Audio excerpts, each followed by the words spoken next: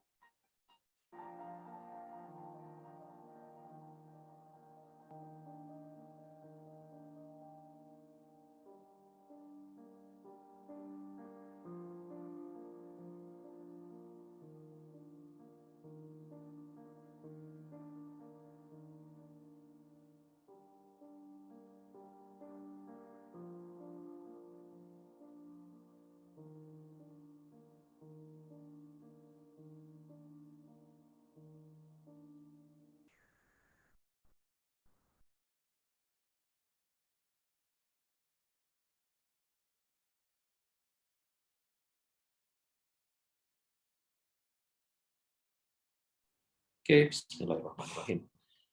Assalamualaikum warahmatullahi wabarakatuh. Selamat sore, selamat siang, rekan-rekan sekalian, Bapak Ibu yang hadir pada kuliah tamu program studi Magister Ilmu Kedokteran Klinis Fakultas Kedokteran Kesehatan Masyarakat Keperawatan FKKMK UGM. Yang saya hormati, pembicara tamu pada kita kali ini, Associate Profesor Dr. Teguh Haryo Sasongko, PhD dari Perdana University Malaysia. Kemudian atas nama Kaprodi Magister Ilmu Kedokteran Klinis Dr. Nos Sutomo, spesialis anak kosong PhD, saya mengucapkan banyak terima kasih untuk kesediaan Prof. Teguh untuk berkenan hadir memberikan kuliah sebagai salah satu tambahan additional program pengayaan untuk mahasiswa Prodi Magister Ilmu Kedokteran Klinis FKKMK UGM. Perlu diketahui, Prof. Jadi kita saat ini mahasiswa semester ini ada 51 kalau tidak salah. 51 mahasiswa itu dari berbagai program MSPPDS, ada dari ilmu kesehatan anak, dari patologi klinik, dermatovenerologi, kemudian radiologi. Setelah itu beberapa juga ada yang masuk dari program non MSPPDS, yaitu dari epidemiologi klinik. Nah, dan kami secara rutin selalu akan mengundang beberapa expert dari luar negeri, termasuk Prof. Teguh ini walaupun asli Indonesia, tapi sebenarnya sudah kita nyatakan sebagai salah satu diaspora yang cukup berjaya di Malaysia ya. Alhamdulillah waktu kami membuka pengumuman secara online, ternyata juga ada beberapa peserta yang insya Allah akan datang dari non mahasiswa MSPPDS atau UGM yang akan ikut bergabung di sini dan ikut belajar bersama. Mohon izin Prof. Teguh nih, karena Dr. Sutomo itu ada kegiatan untuk rapat singkat sehingga kami langsung mengkat, tidak ada pembukaan dari beliau, tapi pada kesempatan kali atas nama beliau kita menyampaikan sedikit maksud dan tujuannya mengapa perlu ada taman pengayaan, terutama terkait dengan ini, Prof. Judulnya hari ini adalah implementasi studi molekular genetik dalam praktek klinis. Jadi sebagian besar teman-teman kita dan mahasiswa yang ada sekarang itu adalah para, insya Allah akan menjadi calon klinisi nantinya ke depannya. Nah, dalam pengembangan terapi-terapi yang berbasis evidence-based medicine, itu kadangkala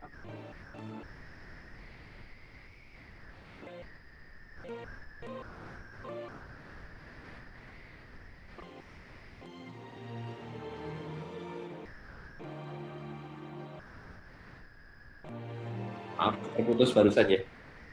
Terputus. Jadi kadang-kala para teman-teman yang jadi klinisi ini itu untuk mengedepankan suatu evidence-based medicine itu kadang-kala teori dasarnya itu selalu berangkat dari bench dulu.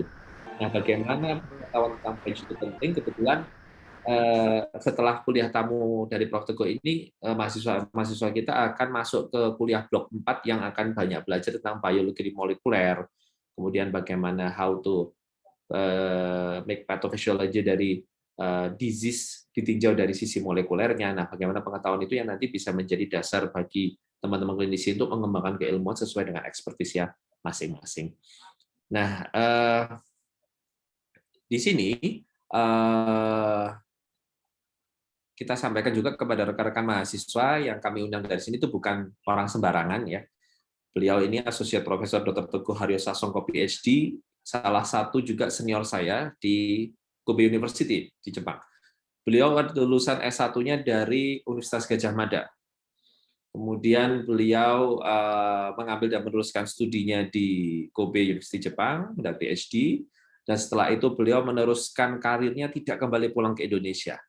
Beliau banyak berkarir di Malaysia, awalnya di Universitas Sains Malaya ya, Prof. USM ya. Kemudian saat ini beliau diamanahi menjadi Associate Professor di Royal College of Surgeons in Ireland, RCSI School of Medicine di Perdana University Malaysia. Selain kepakaran beliau dan publikasi beliau yang banyak sekali di dalam bidang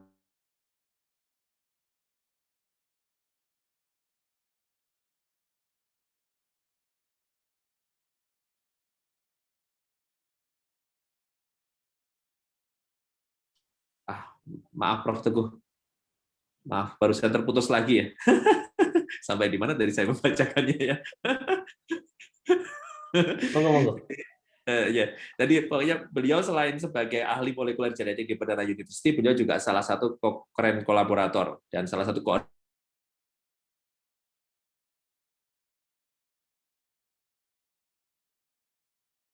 ini entah kenapa ini laptop MacBook saya ini bolak-balik putus terus ini nggak mau join dengan UGM hotspotnya ini.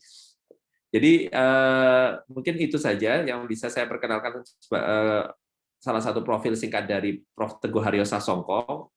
Teman-teman bisa melakukan search terhadap bagaimana beliau kiprahnya di dalam dunia molekular genetik, dalam dunia penelitian. Publikasi beliau sangat banyak. Silakan teman-teman bisa cek dengan angkanya adalah Sasongko TH ya. Salah satu beliau dulu kita pernah kolaborasi adalah proyek beliau dengan tuberkulosis, dan kemarin saya mendapat kehormatan bisa menulis bersama-sama dengan beliau di The Conversation Indonesia terkait dengan Genos itu sendiri. Baik, tanpa berpanjang lebar lagi, ini siapa yang share screen ya? Oh ya, Dr. Mas Teguh ya. Tanpa berpanjang lebar lagi, kami persilakan Prof Teguh untuk berkenan memberikan kuliah tamu kepada mahasiswa-mahasiswa kami. Nanti setelah itu akan dilanjutkan dengan diskusi. Silakan Prof Teguh. Baik, terima kasih Dr. Dian. Assalamualaikum warahmatullahi wabarakatuh.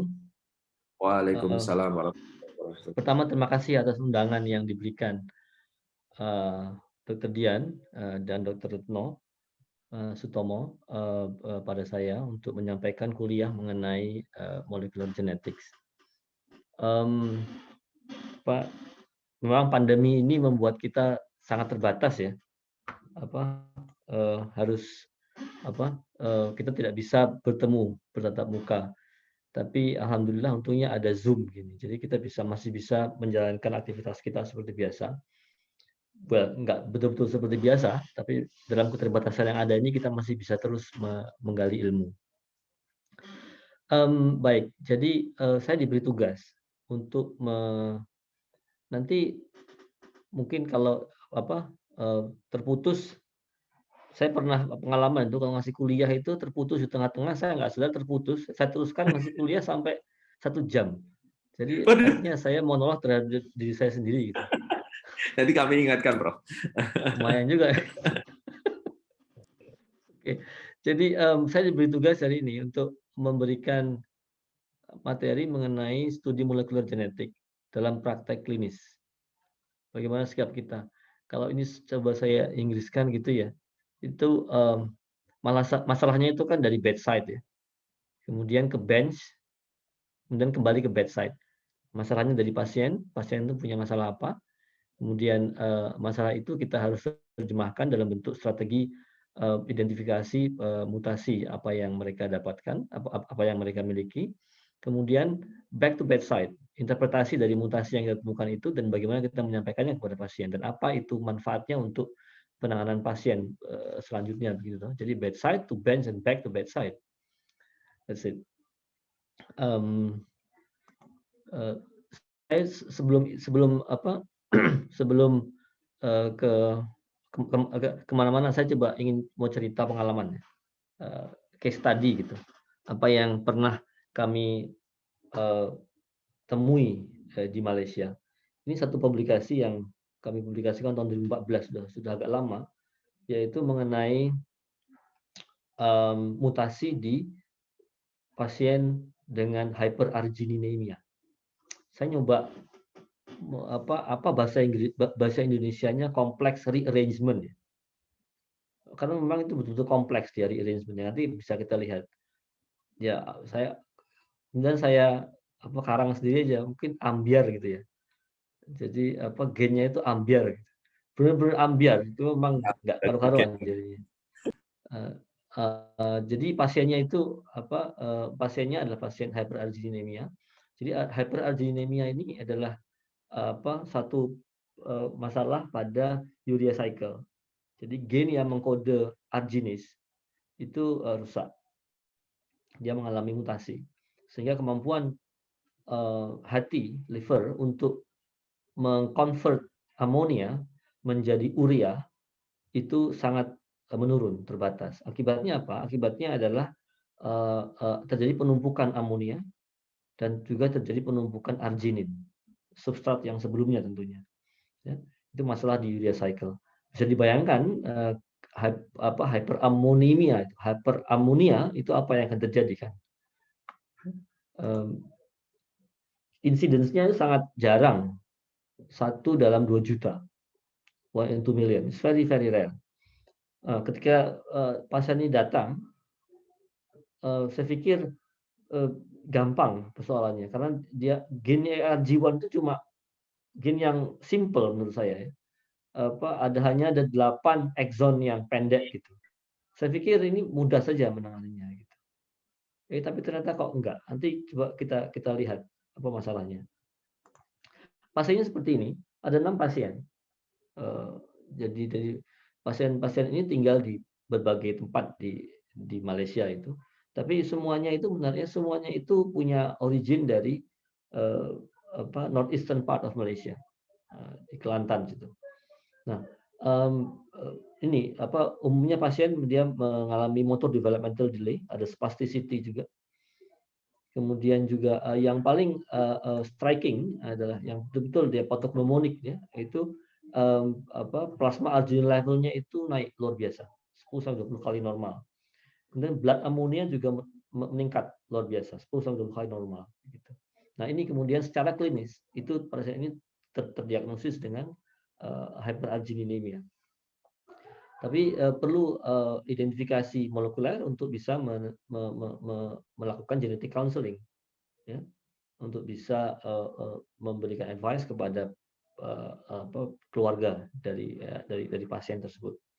Nah, kita coba karena saya pikir simple ya, cuma 8 exon gitu kan ya. Itu kemudian biasanya yang secara klasik kita lakukan adalah kita amplifikasi exonnya satu persatu dari exon pertama sampai exon 8. Itu kita amplifikasi dengan PCR. Nah, exon 1, 3, 4, 5, 6, 7, 8 itu nggak apa-apa. Bagus gitu exon-exon itu. Ya. Amplifikasinya bagus. Tapi begitu exon kedua, exon 2 itu kita amplifikasi, itu nggak pernah muncul bandnya. Ya, itu berkali-kali kita lakukan tuh nggak pernah muncul bandnya. Diubah-ubah kondisinya PCR itu nggak pernah muncul bandnya. Kenapa ini gitu? Berarti ya mungkin masalahnya ada di sini gitu. Ya. Mikir. Terus bagaimana caranya kita bisa membuktikan bahwa memang masalahnya ada di sini. Nah, apa yang dilakukan kemudian adalah primernya digeser. Jadi exon 1 kita sudah bisa mengidentifikasi. Ya. Exon 3 kita juga bisa mengidentifikasi. Artinya itu ada, barangnya itu ada. Exon pertama, exon 3 adanya barangnya ada. Nah, kenapa nggak digeser aja primernya?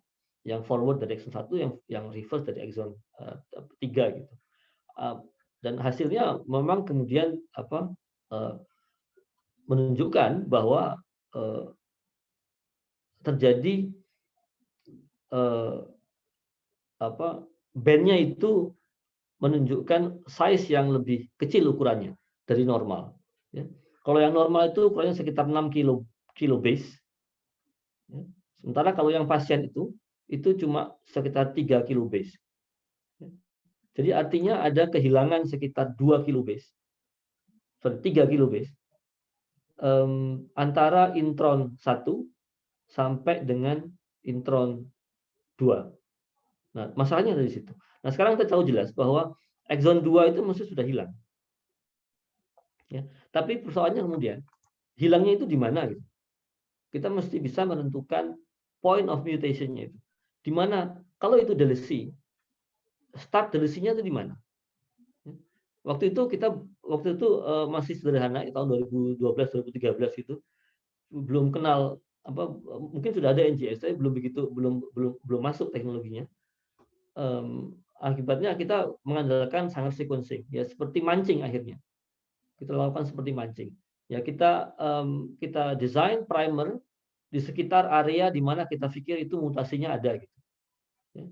Akhirnya setelah beberapa kali kita lakukan PCR, ya, kita dapatkan bandnya, ya, ketika yang PCR nomor 2 dengan primer nomor 2 dan primer nomor 9 ini kita gabungkan dalam satu PCR, keluar hasilnya. Nah, dan memang size-nya pendek sekali. Ya. Tapi tentu kita bisa sequencing di situ, kita bisa ketahui di mana poin mutasinya itu di mana, mulai dari sini atau mulai rearrangement-nya itu di mana gitu. Nah, kita dapatkan sequence-nya dan sequence-nya itu kita blast. Akhirnya kita dapatkan bahwa bukan cuma ada delesi, tetapi juga ada inversion. Inversion. Jadi inversion itu ketukar ya antara, itu kan ada dua strain, ada dua strain gitu, ada dua untai ya, DNA itu ya, yang reverse dan yang forward itu. Nah itu ketukar gitu. Itu ketukar. Ini terjadi di intron 2 gitu. Sementara exon 2-nya betul-betul completely deleted. Kemudian hal lain yang juga mengejutkan adalah ternyata ini kondisi ambiar yang seperti ini diderita oleh 5 orang pasien. Jadi kita terima 6 pasien, satunya itu straightforward mutasinya, ada nonsense mutasi di salah satu exon. Kemudian yang 5 pasien yang lainnya itu mereka semua sama, seperti ini semua kondisinya. Ya. Padahal 5-5-nya itu dia berasal dari keluarga yang berbeda, ya. Unrelated families. Tapi 5-5-nya itu dia consanguineous, artinya mereka menikah dengan sesama kerabat, begitu. Dan 5-5-nya itu juga berasal dari northeastern part of Malaysia. Nah, di situ kemudian kita bisa berimajinasi mungkin ada founder mutation di situ. Jadi ini betul-betul temuan ini temuan yang kemudian advice strategi bagaimana mendeteksi kasus hyperalginemia, bagaimana mendeteksi kelainan molekuler pada pasien-pasien hyperalginemia kalau dia berasal dari northeastern part of Malaysia. Ini mungkin unik pada kelompok populasi itu.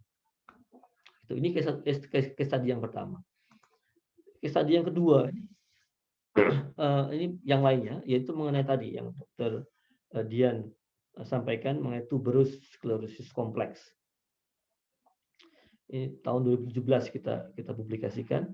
Tuberous sclerosis kompleks itu persoalannya ada pada kendali pada mTOR pathway. mTOR pathway itu dalam kondisi normal dia diperlukan untuk bisa mengontrol cell growth dan proliferation. Artinya kita kalau mTOR-nya hilang, kalau kendali terhadap mTOR-nya itu hilang, ya, maka akan timbul kanker dan seterusnya atau growth di beberapa bagian tubuh gitu. Nah pada kondisi yang normal, ya, kita punya ada konversi antara Rep GDP menjadi Rep GTP. Nah, Rep GTP ini, ya, Rep GTP ini dia akan mengaktifasi mTOR, ya. GTP ini akan mengaktifasi mTOR, kemudian mTOR ini akan memberi kontrol pada cell growth and proliferation. Nah, pada situasi di mana konversi antara Rep GDP menjadi Rep GTP ini dikontrol oleh namanya GAP, yaitu GTPase activating protein. Itu satu domain dalam gen TSC2. Nah, persoalannya adalah GAP domain ini dia hanya akan bisa teraktivasi kalau dia ada kompleks antara TSC1 dan TSC2. Jadi TSC1 dan TSC2 dia harus bergabung membentuk satu kompleks, baru kemudian gap domain itu bisa dia bekerja untuk mengkonversi antara Rep GTP menjadi Rep GTP. Nah, kalau kemudian ada mutasi di salah satu dari keduanya itu, TSC1 atau TSC2, maka timbul penyakitnya. Ya. Jadi 75% sampai 80% kasus itu ditemukan di either TSC1 atau TSC2. TSC1 dan TSC2 ini relatif sebenarnya tidak terlalu besar, ya, 55 kilo base, 40 kilo base yang TSC2. Total ada 62 coding exons. Tapi kalau dengan cara Sanger sequencing ini cukup troublesome karena kita harus kemudian mengamplifikasi satu persatu. Ada 65 amplicons yang kita perlu amplifikasi. 65 karena ada salah satu dari exon yang TSC2 itu cukup besar sehingga kita mesti pecahkan dia menjadi 3 bagian. Sehingga total ada 65 amplicons yang kita perlu amplifikasi. Cukup merepotkan kalau 65 exon itu. Nah, sekarang pertanyaannya bagaimana supaya itu caranya itu bisa lebih cepat gitu ya.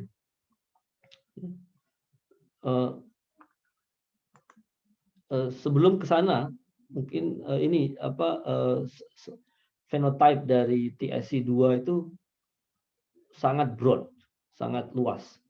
Macam-macam dia. Dia bisa mengaruhi otak, hati, jantung, ginjal, kulit, paru-paru dan yang lainnya.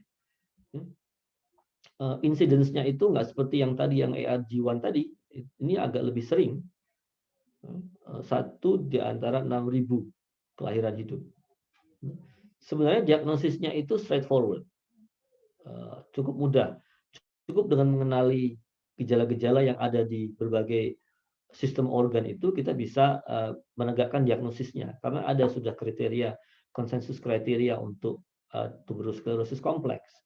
Tetapi penegakan diagnosis tidak cukup untuk penyakit-penyakit genetik karena kita perlu mengidentifikasi mutasinya untuk apa? Untuk supaya kita bisa melakukan genetic counseling. Misalnya bagaimana risiko pada kehamilan berikutnya gitu. Ya, dan seterusnya.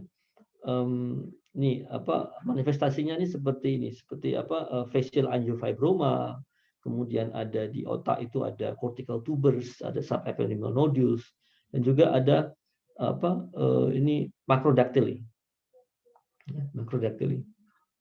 Gitu. Nah, kembali ke pertanyaan yang tadi, bagaimana supaya yang 65 exon itu kita bisa amplifikasi dengan cara yang lebih cepat gitu. Kita bisa melakukan analisis molekuler genetik dengan cara yang lebih cepat dan lebih murah mungkin ya misalnya. Nah, kemudian yang kita pikirkan kita gabungkan dua metode. Yang pertama MLPA, yaitu multiplex ligation dependent probe amplification. MLPA ini sudah ada kitnya, udah jelas kita bisa pakai langsung untuk TSC1-nya itu. Jadi apa prinsipnya MLPA itu? Prinsipnya adalah dia menghitung copy number dari setiap exon yang ada. Ya. TSC itu adalah autosomal dominant, jadi kita bisa expect kalau ada mutasi, ya biasanya dia copy number-nya itu berkurang, ya, menjadi separuhnya begitu.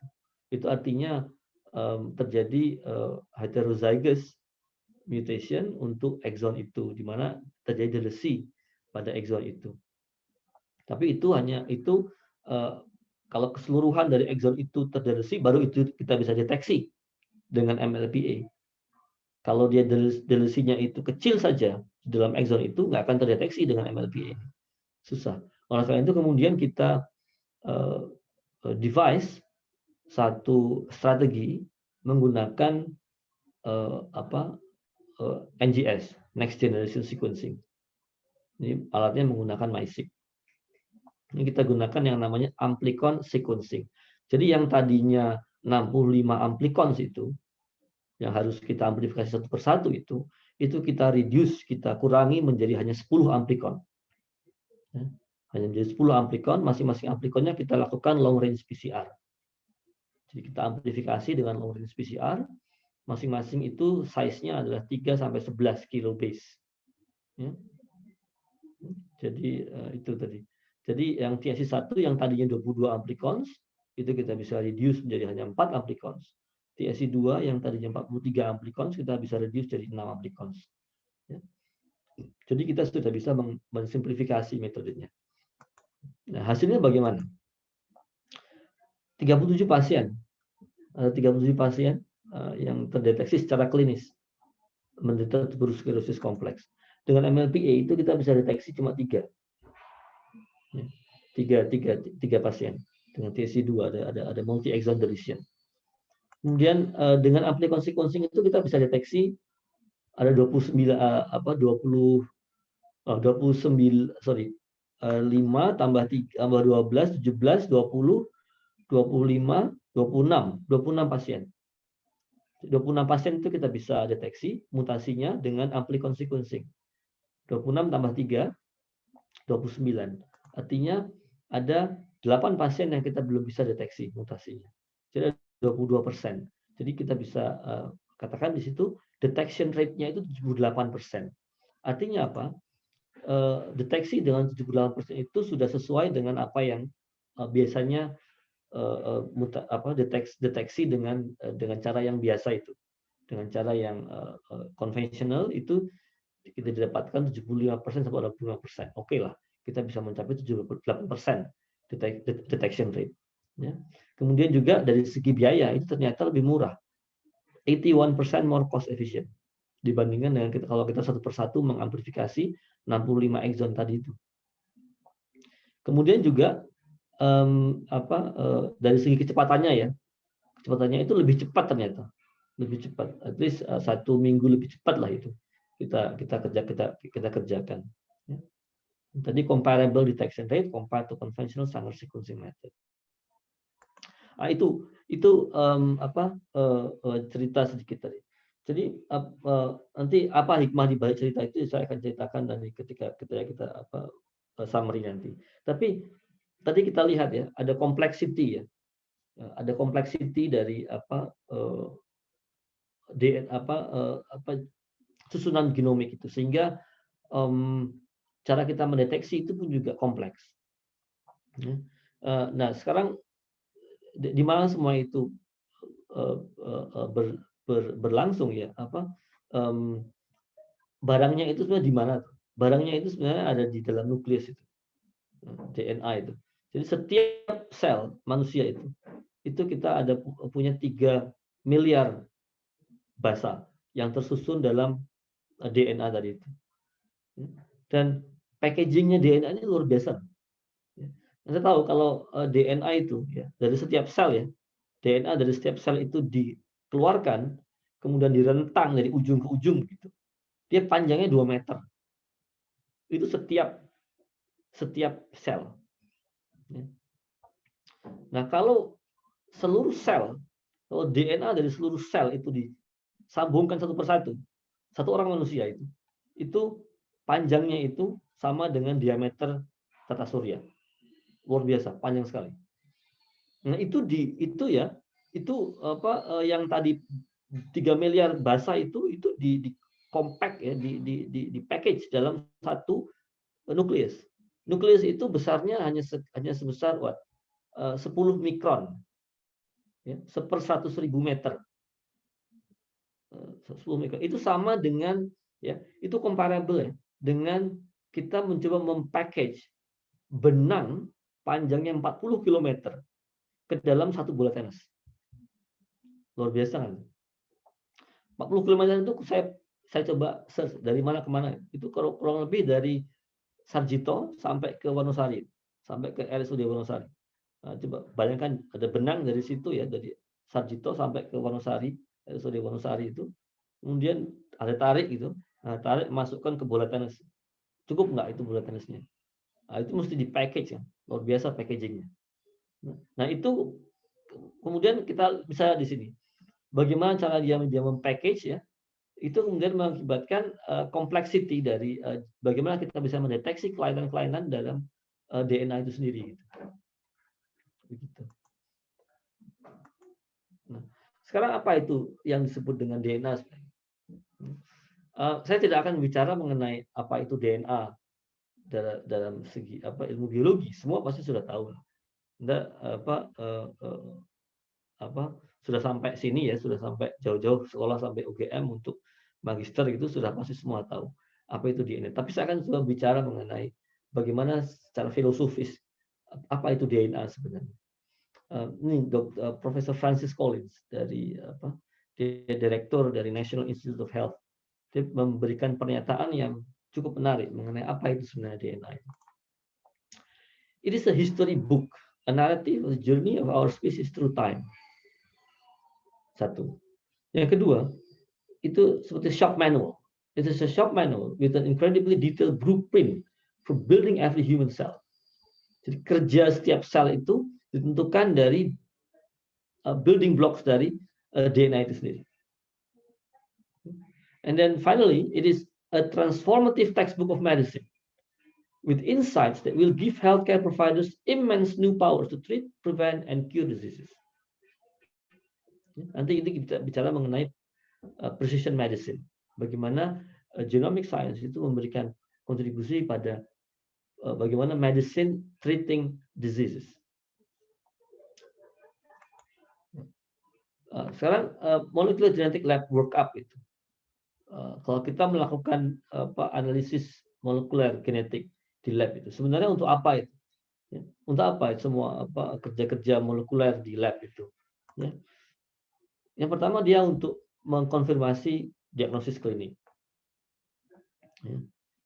Kemudian yang kedua, dia juga bisa digunakan untuk genetic counseling, informasi dari apa mutasinya, siapa yang memiliki mutasi itu, apakah mutasi itu ada di orang tuanya atau hanya ada di anaknya.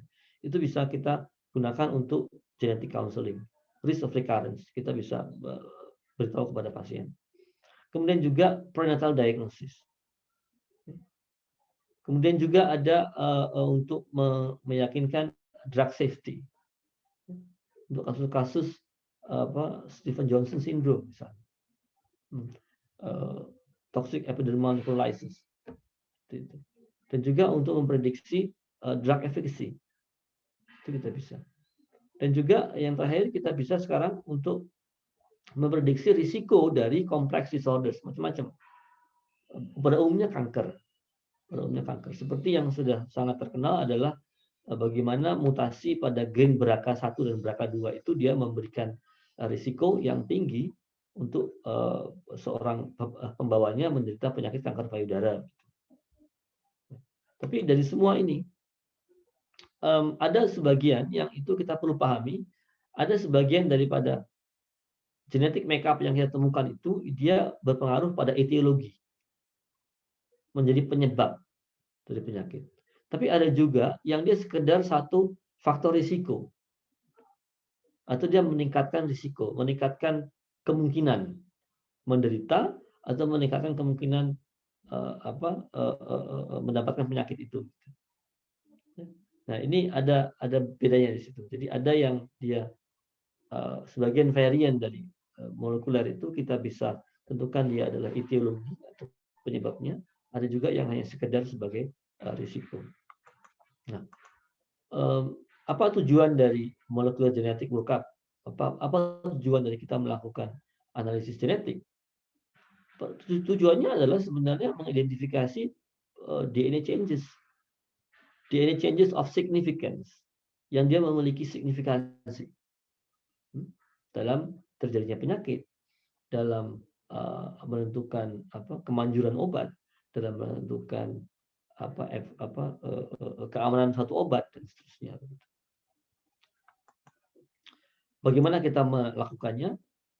Ada berbagai cara. Ya.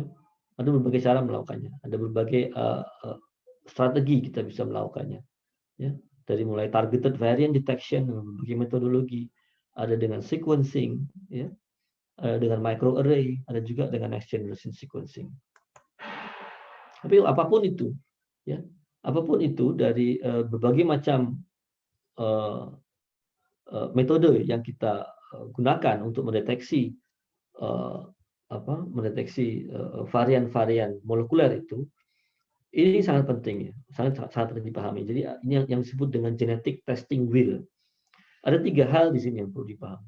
Yang pertama adalah setiap kali kita ingin mengidentifikasi varian, dan kita mau menggunakan satu metode tertentu, kita mesti paham dengan yang namanya analytic validity. Analytic validity. Apa itu analytic validity? Analytic validity itu adalah kalau kita seberapa akurat alat itu memberitahu kita apa yang seharusnya mereka beritahu. Kalau misalnya itu seperti Sanger sequencing ya, Sanger sequencing, dia mendeteksi sequence dari DNA, A, C, T, G, J, G, G, G, dan seterusnya begitu. Nah itu analytic validity itu bertanya seberapa akurat dia bahwa itu memang A, bahwa itu memang T, bahwa itu memang G, dan seterusnya. Ini sama seperti kalau kita mendeteksi mengukur gula darah misalkan. Disebutkan di situ gula darahnya 200. Benar gula darahnya segitu gitu. Nah, seperti itu analytic validity. Nah, setelah itu kita ada yang namanya juga clinical validity. Clinical validity. Nah, clinical validity itu bertanya hal yang lebih klinis sifatnya. Kalau dia negatif, apakah dia bisa merule out diagnosisnya? Dan kalau dia positif, ketemu memang betul itu kelainannya di situ, apakah memang diagnosisnya itu pasti benda itu, penyakit itu gitu. Nah, itu clinical validity. Nah, kemudian setelah itu ada yang namanya clinical utility. Clinical utility itu bertanya what for. Setelah itu apa gitu? Setelah itu apa? Apakah ada treatmentnya? Apakah apakah clinical progression-nya itu bisa dihambat? Terus juga ada tes-tes yang sifatnya prediktif. Yang itu kita deteksi sekarang, tapi kejadiannya penyakitnya baru akan muncul 5 tahun lagi, 10 tahun lagi, dan seterusnya. Nah, apakah itu bisa dicegah? Kalau itu kita temukan sekarang kelainan genetiknya. Nah, pertanyaan seperti itu yang clinical utility. Jadi ada nggak manfaatnya gitu kita lakukan tesnya itu. Gitu. Nah, sekarang ini karakteristik dari berbagai molecular investigation techniques. Tadi saya sebutkan mengenai targeted variants. Ada berapa banyak variants yang bisa diidentifikasi dengan targeted variants? Sangat sedikit. Ya. Cost-nya tapi murah sekali. Analytic validity-nya moderate to high. Dan Sanger sequencing itu number of variants yang kita bisa identifikasi moderate to confined to the locus, ya. Moderate, ya, jadi confined to the locus. Kalau kita amplifikasi satu segmen itu, ya kemudian kita sequencing segmen itu, tentu yang kita bisa identifikasi kelainannya hanya pada segmen itu saja gitu. Cost-nya low to moderate, analytic validity-nya kemudian high, dan seterusnya sampai kepada yang next generation sequencing. Nah, dari semua varian-varian yang kita temukan itu, ya, varian-varian itu kita bisa varian-varian molekuler itu kita bisa klasifikasi menjadi at least dua kelompok besar. Yang pertama adalah varian yang unknown significance. Yang varian itu ada, tapi kita nggak tahu itu signifikansinya apa. Kemudian juga ada kelompok varian yang fungsional. Nah, kelompok varian yang fungsional ini dibagi lagi menjadi 3. Ada yang kausal, kita lihat di situ, kausal itu efeknya itu besar sekali, tapi prevalensinya kecil. Kausal ini kalau dia varian itu ada, timbul penyakit. Contohnya seperti Mendelian disorders, ya, thalassemia. Itu kalau mutasi gen beta globinnya keluar penyakitnya. Kemudian SMA, spinal muscular atrophy, mutasinya ada di SMN1, tentu kemudian keluar manifestasinya. Nah, itu kausal. Yang seperti ini prevalensinya jarang, tetapi efeknya besar. Dan setelah kausal ada yang namanya patogenik, varian patogenik. Nah, varian yang patogenik ini dia levelnya itu lebih rendah daripada yang kausal. Maksudnya dia kalau ada, kalau varian itu ada, maka risikonya untuk menderita penyakit itu berlipat-lipat kali lebih besar daripada orang yang nggak bawa varian itu. Gitu. Nah, ini seperti misalnya tadi yang saya ceritakan di awal, mutasi pada BRCA1 dan BRCA2, risikonya meningkat berlipat-lipat kali ya untuk menderita penyakit kanker payudara. Kemudian juga ada Alzheimer, apolipoprotein I, itu juga berlipat-lipat kali. Jadi tidak betul-betul kausal, tapi dia patogenik. Memang kita tahu dia meningkatkan risiko. Kemudian ada juga yang dia lebih rendah levelnya daripada yang patogenik itu.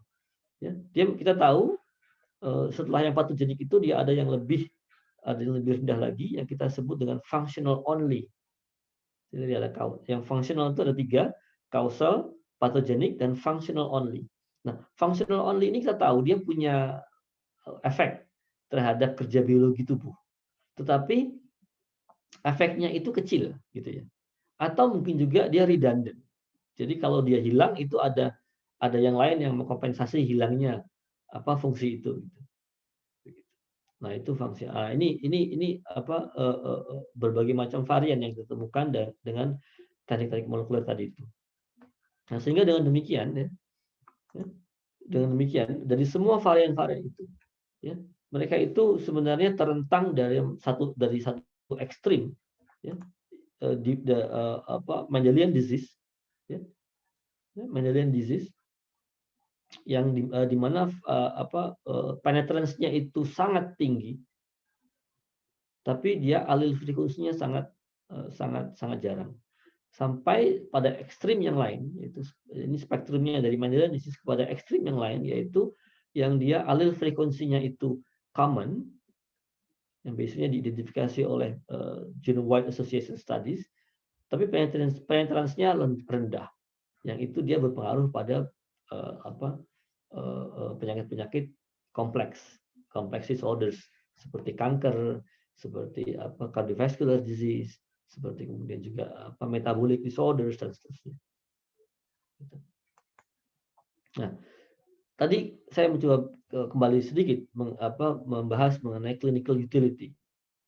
Ya, clinical utility. Bagaimana kalau clinical utility-nya itu nggak ada? Gitu. Jadi itu hanya bersifat informasi saja. Gitu. Apa kita terus lakukan tesnya? Gitu. Ya. Jadi ini contoh ya. Penelitian menunjukkan bahwa individu-individu dalam keluarga yang dia ada pasien yang menderita Alzheimer, yang dia diberi kesempatan untuk mengetahui status genetik dari apolipoprotein E-nya itu, mereka berpikir bahwa hasilnya itu punya yang namanya personal utility. They felt that it helped them prepare for the future, despite lack of intervention options. And those tested generally did not experience adverse psychological effects. Jadi, walaupun clinical utility nggak ada, tetap ada yang namanya personal utility. Beberapa pasien berpikir bahwa saya perlu tahu ini, saya perlu tahu untuk bisa mempersiapkan future.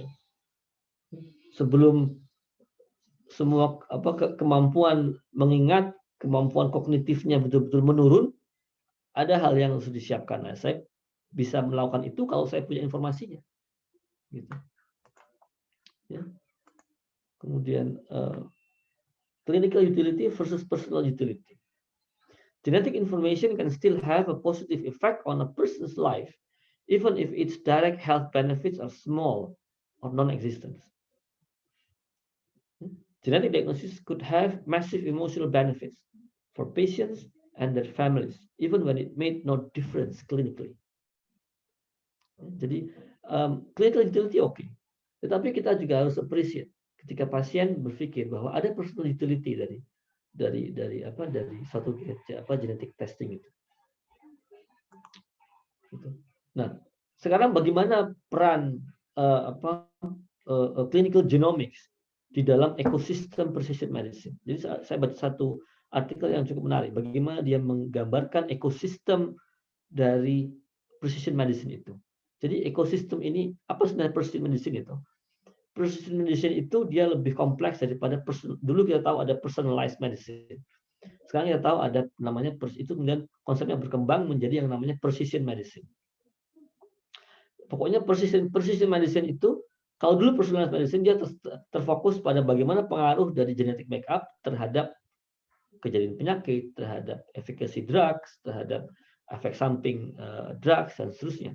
Tapi kalau precision medicine itu dia lebih kompleks lagi. Dia pokoknya di situ melihat bagaimana outcome itu bisa diprediksi berdasarkan faktor-faktor genomik, lifestyle, dan faktor-faktor environment. Jadi genomics adalah satu komponen di situ, komponen yang sangat penting.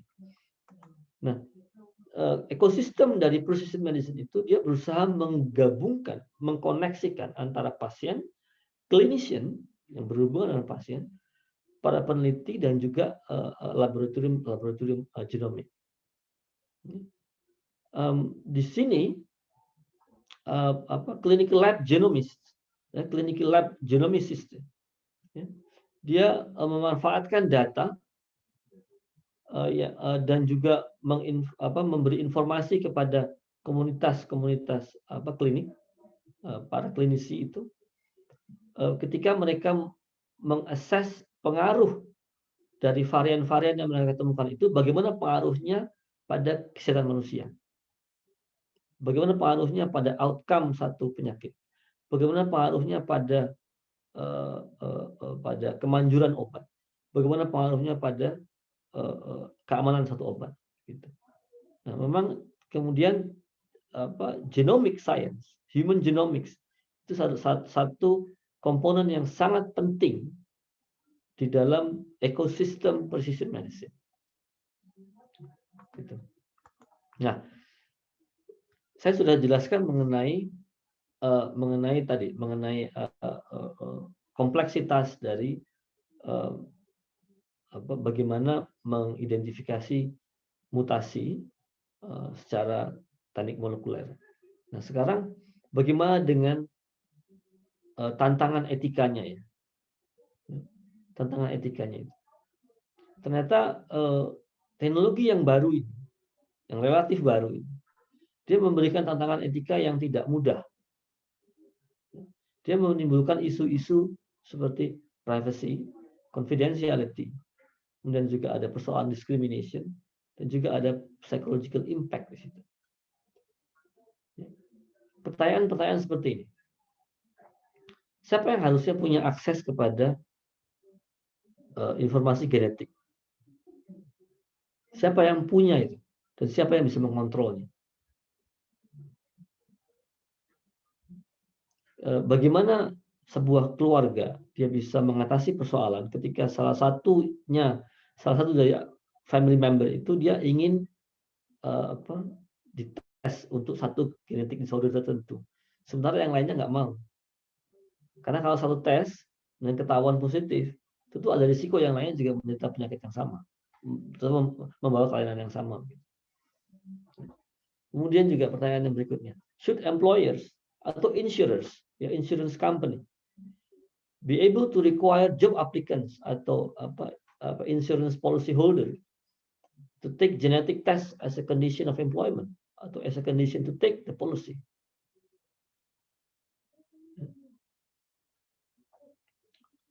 Kemudian, how would you feel if you tested positive for a genetic disorder? How would you feel if you tested negative? Dan pertanyaan seperti ini. Ini dari segi informasinya. Jadi informasi genetik itu ternyata bukan seperti informasi klinik yang lain.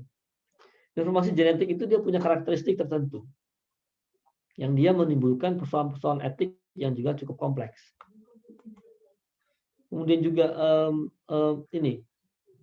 bagaimana dengan aksesnya? Bagaimana kita bisa memastikan akses?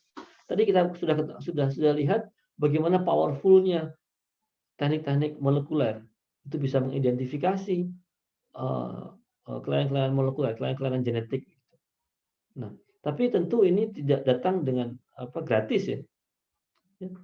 Ada biaya di situ. Dan pada umumnya biayanya juga cukup signifikan. Bagaimana dengan aksesnya kemudian?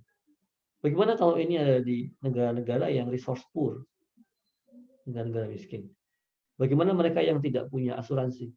Itu saya misalnya sekarang BPJS. Apakah BPJS menanggung untuk tes beberapa tes genetik yang kompleks? Dan bagaimana dengan komunitas-komunitas di pedalaman yang rural? Dan ada juga isu-isu racial ethnic disparities dan juga rare genetic conditions. How might genomic science and treatments be made available to those with fewer resources? Jadi ketika satu teknologi yang mahal itu made available, kemudian aksesnya itu hanya bisa dijangkau oleh mereka yang berduit. Bagaimana dengan akses mereka yang nggak berduit? Apakah mereka dibiarkan begitu saja? Padahal manfaatnya ada. Apakah manfaat itu terbatas hanya bagi mereka yang punya duit saja? Gitu? Kemudian juga berikutnya, who will fund development of treatments for genetic disorders that affect a relatively small number of people? Tidak ada pabrik obat yang berminat untuk mengembangkan obat kalau pasiennya cuma segelintir.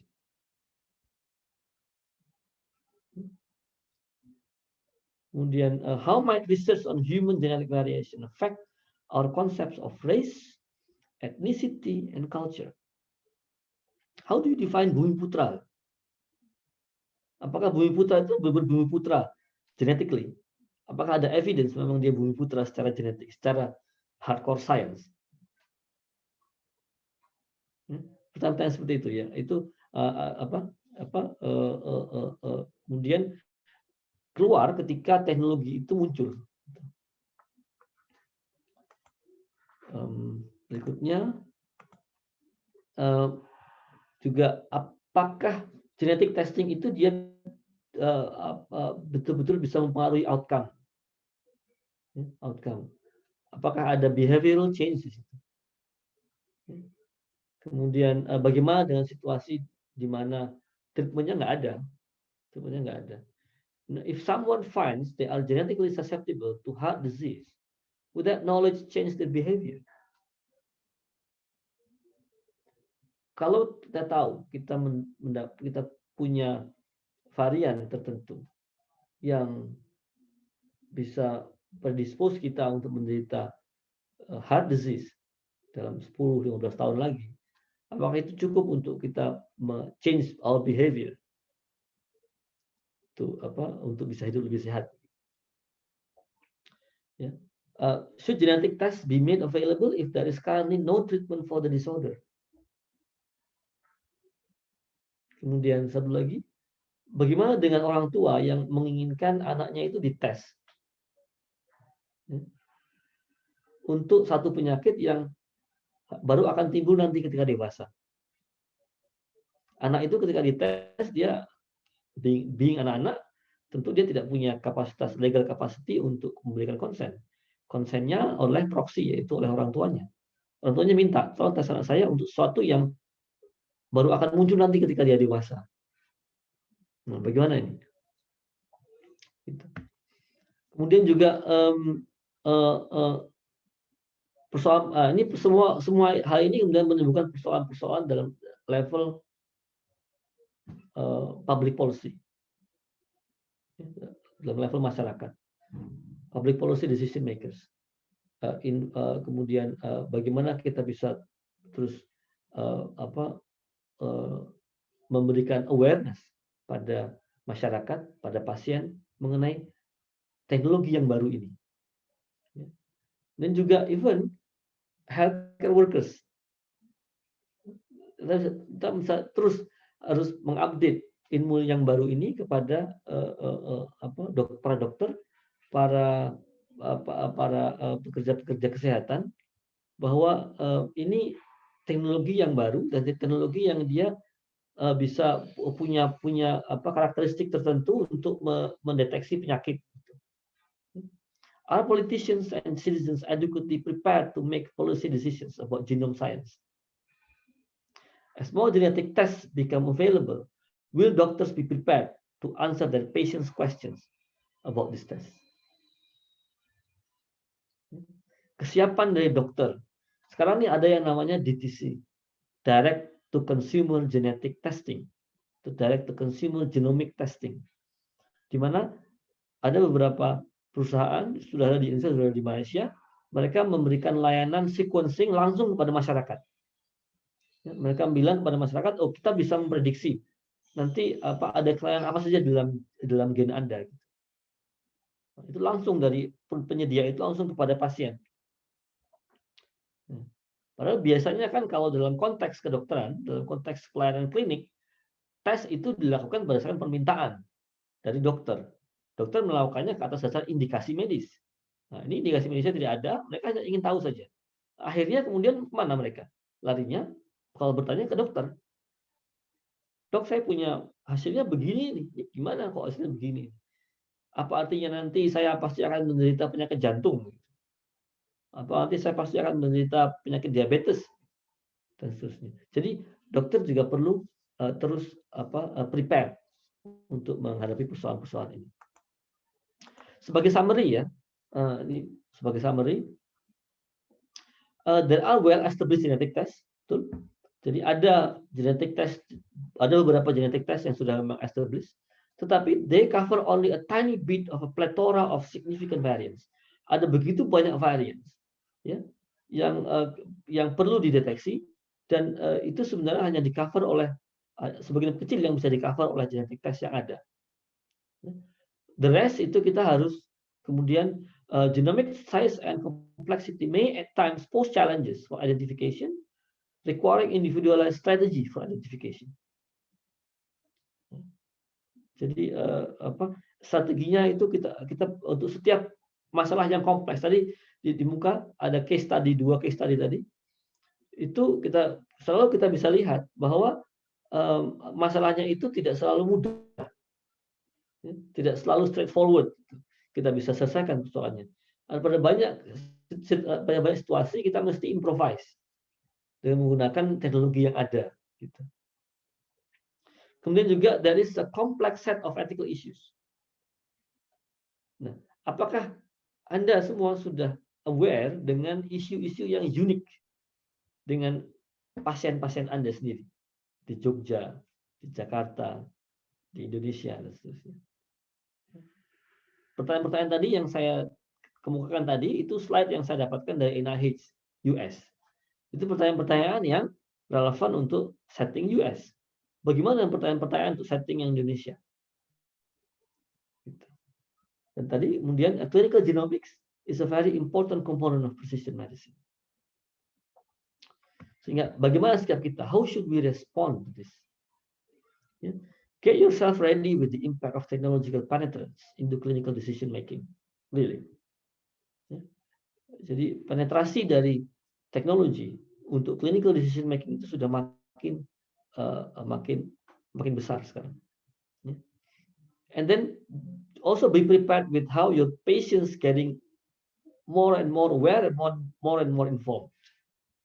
Get yourself ready with how patients will increasingly be more independent in the decision-making process, becoming more critical and technologically savvy.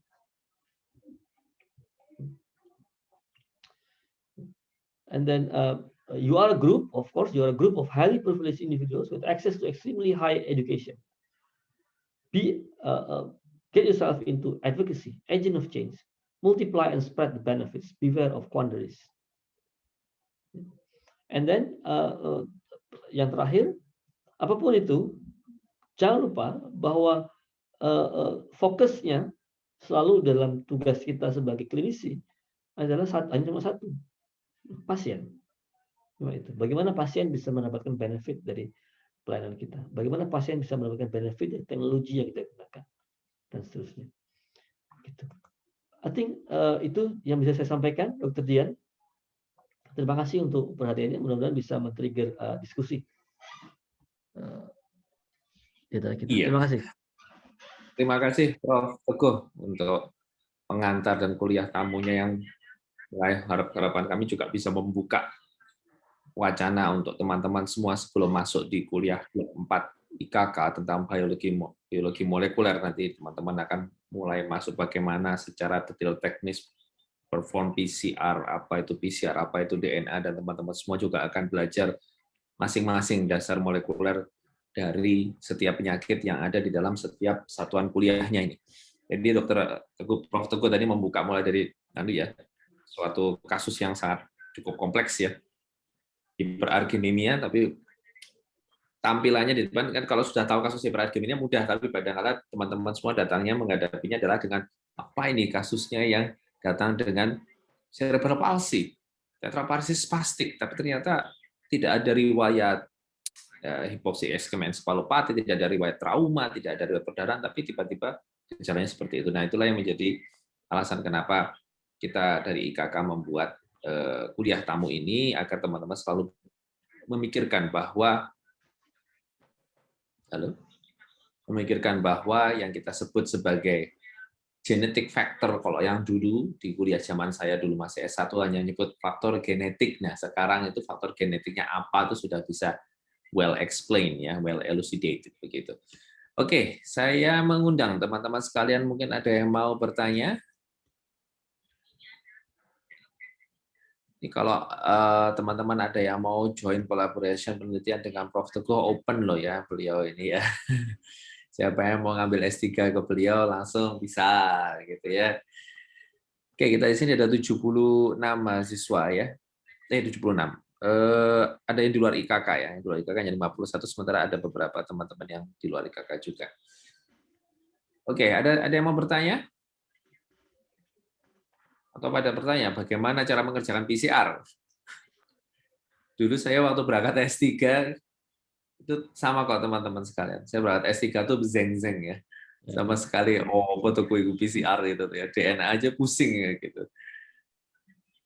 Karena dulu belum ada yang materinya sedetail ini. Nah, sekarang kita berusaha mengenalkan lebih dekat pada rekan-rekan sekalian lewat. Tapi sekarang PCR dia naik daun sedikit karena COVID ini kan. COVID ya. Menggunakan PCR.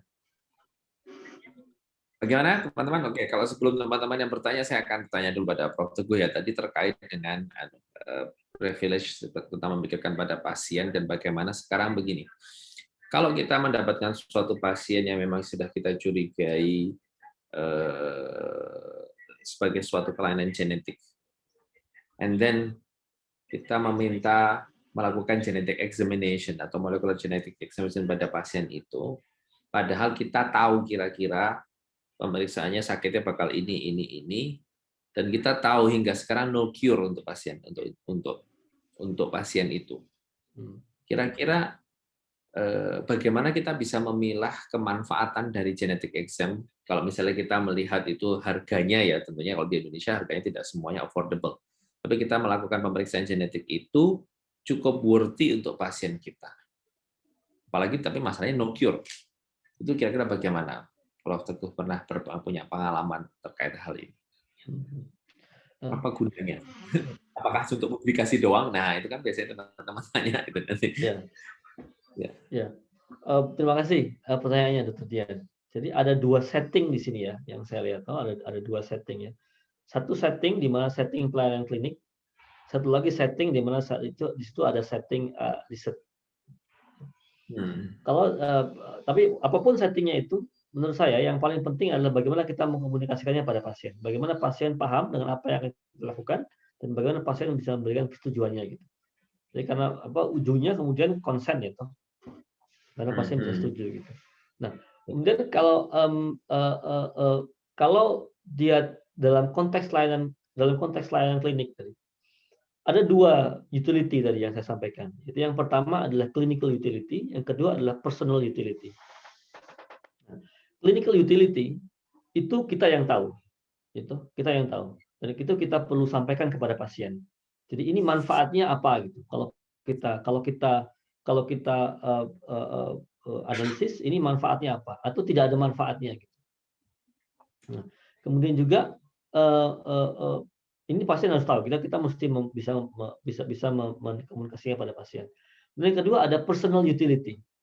Nah, ketika clinical utility yang nggak ada, nah, kita perlu tanya kemudian, apa manfaatnya bagi mereka? Apakah mereka merasa kalau mereka tahu itu mereka apakah mereka merasa perlu tahu gitu? Apakah mereka merasa informasi mengenai itu bermanfaat gitu. Gitu. Jadi itu tadi, ini ketika dalam konteks layanan klinik, ya, dalam konteks layanan klinik kita perlu tapis dulu apakah ada clinical utility.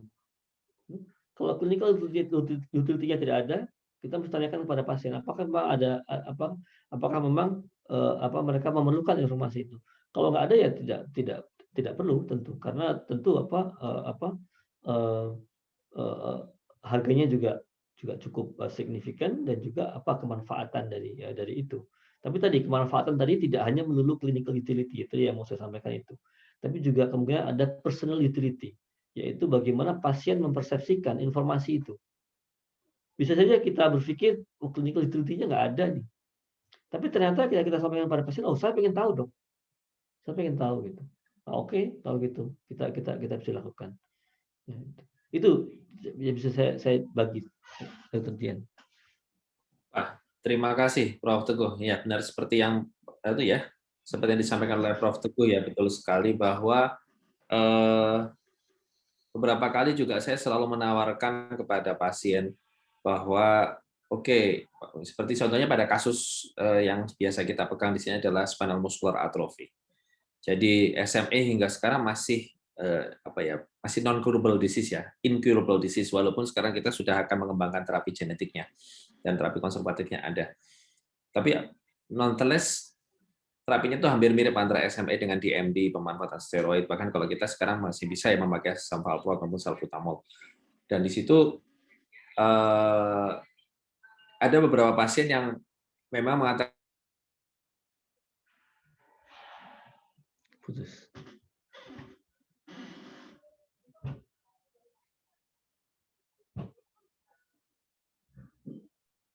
ya maaf terputus barusan ya. Oke. Terputus.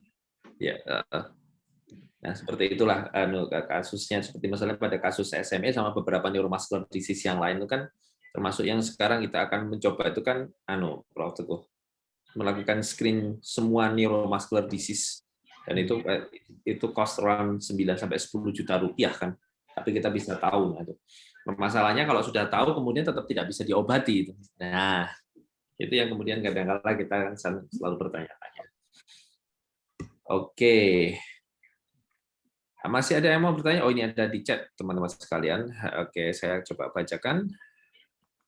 Prof. Teguh dari Pak Dr. Muhammad Akbar Bahar. Izin bertanya, Prof. Perkenalkan saya Akbar dari Unhas, Prof. Seperti yang Prof. jelaskan tadi bahwa precision medicine atau individualisasi terapi membutuhkan informasi yang cukup kompleks dari informasi genetik, lifestyle, serta lingkungan. Bisa kita bayangkan ketika proses pembelian terapi yang akan dilakukan dokter, misalnya kompleksitas informasi yang diterima tentu tidak mudah untuk dicerna dengan cepat, sehingga dokter-dokter betul-betul bisa meresepkan obat terbaik sesuai profil pasien. Bisa Prof mungkin menjelaskan seperti apa sih bentuk real pemanfaatan kombinasi informasi-informasi tersebut untuk mengoptimalkan pilihan farmakoterapi untuk pasien? Ya. Ini pertanyaan yang membutuhkan workshop. Ya. Membutuhkan workshop dan level pertanyaannya luar biasa sekali. Tapi begini, memang saya tidak tahu apakah saya betul-betul bisa menjawab pertanyaan ini. Tapi saya pikir masing-masing. Jadi tadi ada peran-perannya masing-masing ya. Ada di situ ada clinician, ada researcher, kemudian ada clinical genomics laboratory di situ. Jadi masing-masing perlu menjalankan perannya sendiri-sendiri. Jadi apa yang saya bisa gambarkan adalah dia perlu ada satu, nanti precision medicine itu dia akan melibatkan satu algoritma yang cukup kompleks. Ya. Jadi mungkin juga melibatkan satu artificial intelligence. Bagaimana informasi-informasi yang kompleks dan begitu banyak itu bisa kemudian diproses untuk dia bisa melahirkan satu keputusan klinik yang baik, yang sesuai dengan prinsip-prinsip precision medicine gitu. Nah, data setiap waktu data itu akan terus terakumulasi. Data-data baru mengenai apa varian-varian yang berpengaruh pada efficacy drug, pada efek samping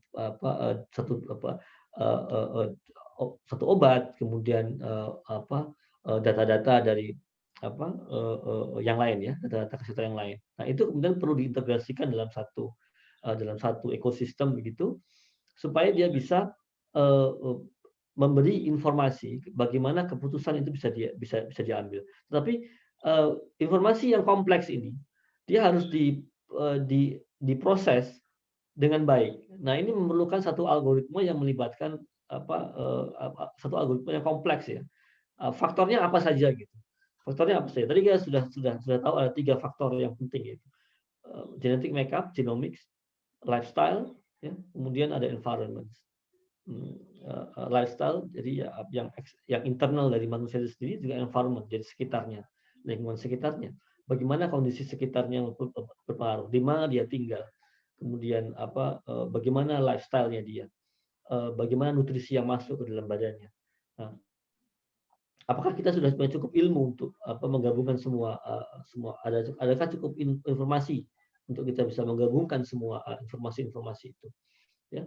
Itu kemudian perlu dimasukkan dalam algoritma tertentu ya. Ini saya pikir kita perlu menggunakan itu. Jadi informasinya precision medicine ini nantinya dia akan jadi satu big data bisnis. Jadi ada berbagai macam informasi yang masuk di situ, itu perlu diproses dengan algoritma tertentu untuk bisa memecahkan satu persoalan medis, persoalan klinis, atau bahkan juga persoalan public health tertentu. Ya.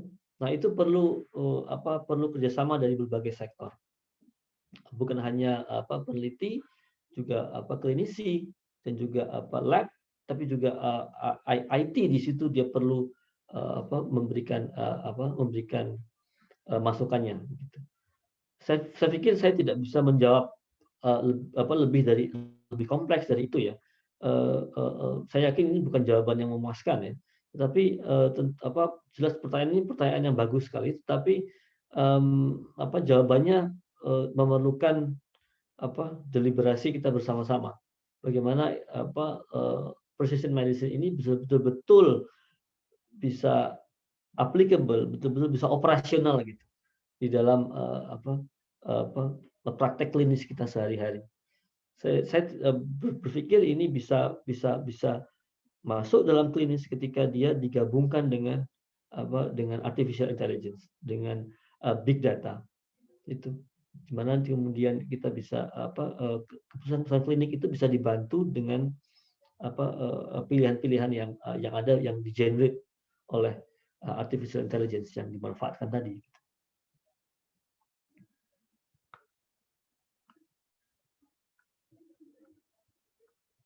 Terima kasih Prof. Teguh untuk jawabannya. Betul sekali ya, itu menarik sekali bahwa mengkombinasikan berbagai macam database informasi, genetik, lifestyle, dan lingkungan itu, dan kemudian diolah dengan artificial intelligence, kemudian menjadikan informasi yang tinggal dibaca oleh klinisi untuk kemudian disampaikan kepada pasien. Saya ingat kalau nggak salah ada satu laboratorium swasta di Indonesia yang sudah mulai menyediakan layanan itu ya. Nggak perlu saya sebutkan di sini nanti mereknya.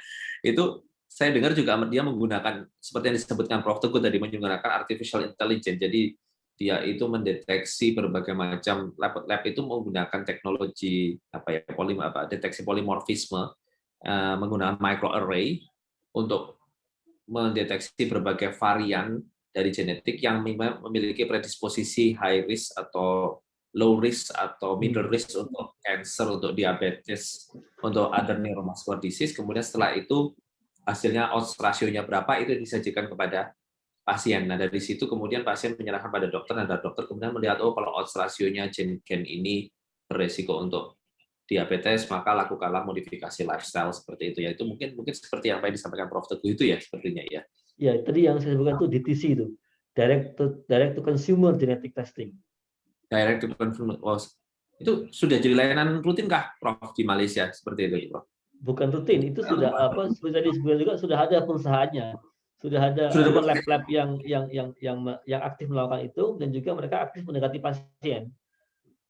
Kalau dari dulu itu sudah lama ya, sudah lama itu yang dulu. Kalau dulu namanya adalah 23andMe itu yang pertama kali pionirnya itu adalah perusahaan yang namanya 23andMe. Nah, itu dulu Oke. basisnya di Singapura. Iya. Apa yang kita lakukan cuma kita tinggal mereka mengirimkan pada kita kit, kemudian kita tinggal meludah di situ, ya. Dan kemudian itu ludah saliva itu kita kirim lagi ke perusahaan itu, dan dia melakukan sequencing. Nah, dari sequencing itu mereka bisa mereka bisa melisting kita itu mungkin punya penyakit apa saja nanti, begitu. Berapa odds ratio-nya gitu. Nah, ini di satu sisi ini menarik untuk pasien. Tetapi kemudian kalau pasiennya bingung ya, pasiennya kemudian akan bertanya pada siapa? Pada dokter. Iya, pada dokter, betul. Dan dokternya juga ikut bingung juga. Juga bingung. Gitu loh. Nah, ini Prof Teguh, satu pertanyaan ini juga jadi pertanyaan beberapa teman-teman klinis itu. Kalau misalnya yaitu kita mendapatkan report seperti itu dari pasien, kita tuh harus merujuk kemana, Prof? Apa kita harus langsung buka Cochrane?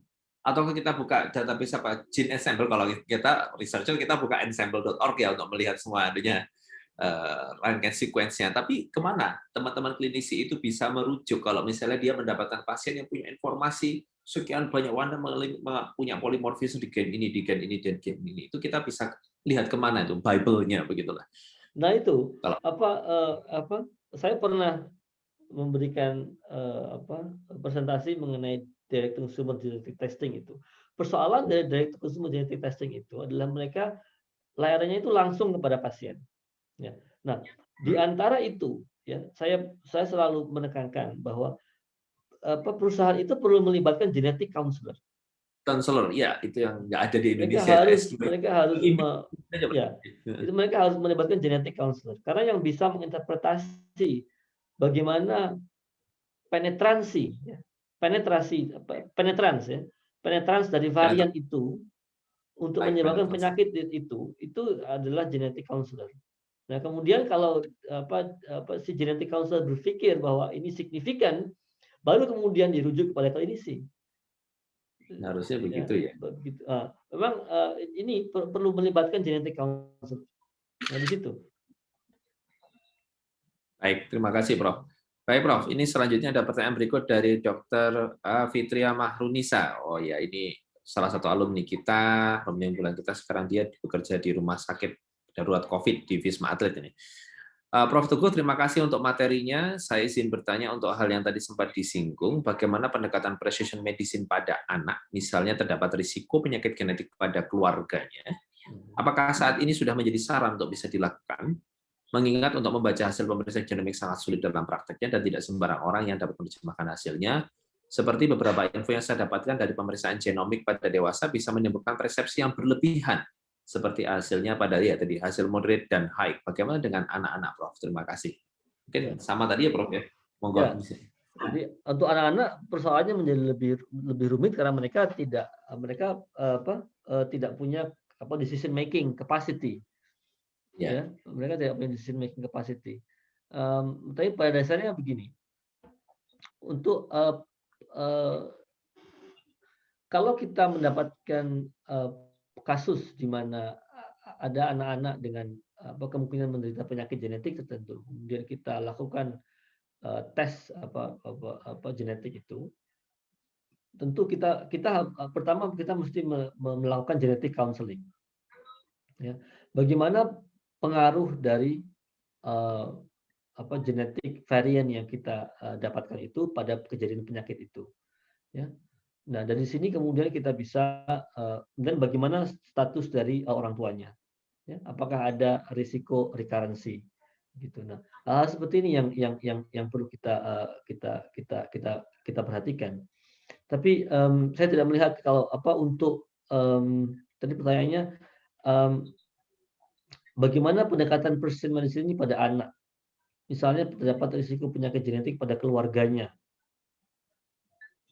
Apakah saat ini sudah menjadi salah untuk bisa dilakukan? Maksudnya dilakukan precision medicine-nya ya. Betul. Mengingat untuk membaca hasil pemeriksaan genomik sangat sulit dalam prakteknya dan tidak sembarang orang dapat menerjemahkan hasilnya. Ya. Ya, seperti dia juga bisa menimbulkan persepsi-persepsi yang berlebihan begitu. Nah, again time and again, jadi kapasitas untuk melakukan genetic counseling itu kita mesti ada. Jadi persepsinya selama ini adalah bahwa dokter itu juga punya kemampuan untuk melakukan genetic counseling. Padahal tidak selalu ya toh. Tapi saya sudah melihat ada beberapa perguruan tinggi di Indonesia yang dia membuka program untuk genetic counseling, sudah bagus. Tapi apakah saya belum tahu apakah itu sudah ada postnya ya di layanan kesehatan genetic counselor gitu. Karena itu memang peran yang cukup signifikan. Jadi ketika pasien datang dengan informasi genetik, bagaimana menginterpretasikan genetik varian itu? Apakah dia punya pengaruh pada kejadian penyakitnya? Nah, itu yang bisa menginterpretasikan adalah genetic counselor-nya. Apa maksudnya peningkatan odds ratio 1,25, misalkan seperti itu? Apakah maksudnya peningkatan penurunan odds ratio 0,65 misalnya? Nah, itu pengaruhnya apa? Seberapa besar pengaruhnya? Gitu. Nah, itu yang bisa membantu untuk menginterpretasi itu. Itu adalah sebenarnya para genetic counselor. Sehingga perlu betul-betul layanan dari genetic counseling itu diintegrasikan di dalam di dalam bagaimana informasi genomik itu bisa diintegrasikan pada precision medicine. Itu satu. Kemudian yang kedua, saya pikir sudah waktunya untuk betul-betul kita expand training spesialis dan training dokter itu untuk bisa memasukkan komponen itu. Bagaimana membaca informasi genetik, bagaimana membaca informasi genomik. Karena itu mulai banyak sekarang kan. Pasien mulai datang dengan pertanyaan-pertanyaan seperti itu. Pasien mulai datang dengan tes-tes yang seperti itu. Ya. Sehingga dokter juga dituntut untuk semakin punya kemampuan dalam bidang itu. Gitu. Itu saya pikir. Terima kasih Prof. Teguh. Berarti memang itu nanti mungkin jadi masukan dari ke kita juga nanti di kuliah selanjutnya dalam reformasi kurikulum dari IKK. Barangkali kita juga harus memasukkan itu masalah genetic counseling dan how to interpret genetic result itu nantinya, Prof. Seperti itu. Baik, Prof. Ini masih ada pertanyaan lagi. Mungkin dari Dr. Arif Budiman. Ini.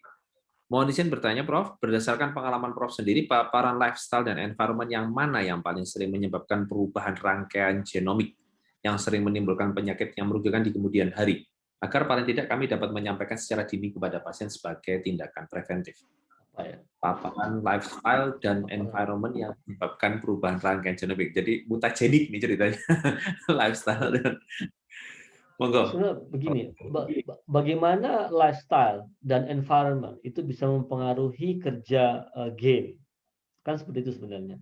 Itu jalannya adalah melalui epigenetik tadi, melalui yang namanya epigenetik. Dia itu jembatan yang dia bisa bagaimana lifestyle dan environmental factors bisa mempengaruhi kerja-kerja gen. Bagaimana gen itu ditranskripsikan, bagaimana gen itu diekspresikan, berapa jumlah yang diekspresikan, besar atau kecilnya itu ada faktor epigenetik di situ. Nah, faktor epigenetik ini dia sangat dipengaruhi oleh faktor-faktor lingkungan.